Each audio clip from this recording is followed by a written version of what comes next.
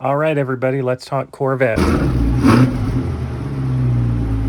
We are comparing the 2023 mid-engine Chevy Corvette Stingray with the 1984 Chevy Corvette.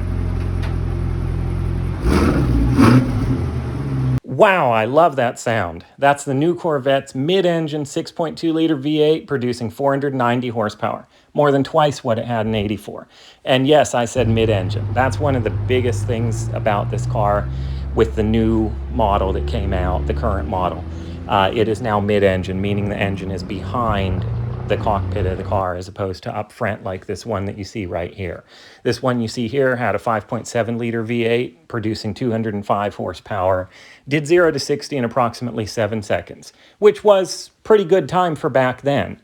Today, a pretty quick SUV can outrun a 1984 Corvette. Today, you'll do 0 to 60 with this 490 horsepower one in about 3 seconds, which is really pretty incredible.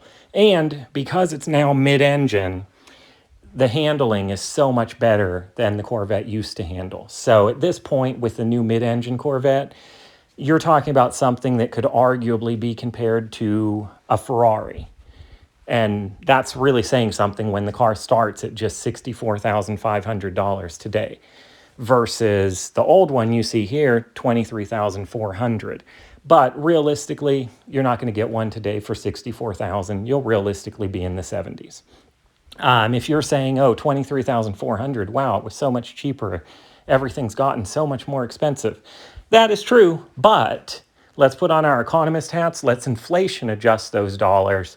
$23,400 back in 1984 is the equivalent of about $72,000 today. So realistically, the car pretty much kept up right there with inflation. So its price didn't outpace inflation. Like most cars that I look at between now and then, the old ones, they went up, it seems like a lot, but when you inflation adjust the price, pretty much they all tend to just keep up with inflation. There's a few exceptions that will outpace inflation and a few that actually grow slower than inflation in price. But this one pretty much kept up with inflation. Everything else grew though. The power, everything grew, even the size. It's 6 inches longer than the old one approximately. The old one, the 84 you see there, the rims were 15 or 16 inch. Today they start at 19 and go up. So everything is just better, faster, handles better. Everything's better about the new one. The price grew, but when you inflation adjust it, it's about the same. So Personally, I love looking at old cars, seeing how old cars compared with new cars. If you enjoy that too and you like these types of videos, please like and subscribe. Let me know in the comments if there's any particular cars that you want me to look at.